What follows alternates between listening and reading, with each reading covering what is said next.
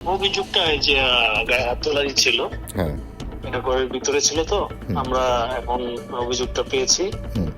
এটা ঘটনাস্থলে গেলে যাচাই বাছাই করে আমরা আসলে কি ঘটছিল, কি কারণে ঘটছিল বলতে পারবো। বাইরে থেকে বেরিয়ে গেছিল যে কারণে আশেপাশের মানুষ তো এটা জানে না ঘরের ভিতরে। আচ্ছা।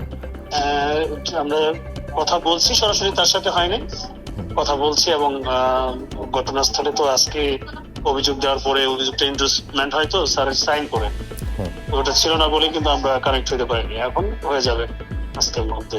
সৌরভের একটা বিষয় আসলে আমরা অভিযোগটা যেটা সেটার বাইরে তো আমরা কাজ করতে পারি। অভিযোগের ভিতরে যদি সৌরভের বিরুদ্ধে এলিগেশন থাকতো তাহলে আমরা সৌরভকে খুঁজে বেড়াতাম। তারপরেও এটা যেহেতু প্রাসঙ্গিক আমরা দেখবো। আমি কিন্তু আপনাকে বললাম যে আমরা ওখানে গিয়েছি, বাসাটা লক থাকে যে কারণে আমরা ওর সাথে সরাসরি কথা বলতে পারিনি। আমরা যোগাযোগ করেছি, এখন আমরা ওর সাথে সরাসরি কথা বলবো এবং এই ঘটনা বিস্তারিত জানবো। বড় ধরনের ইনজুরিটা আমরা কোনো দেখিনি, ছবিটা দেখছি, ছবি দেখা আর বাস্তবতাটা একটু দেখতে চাই।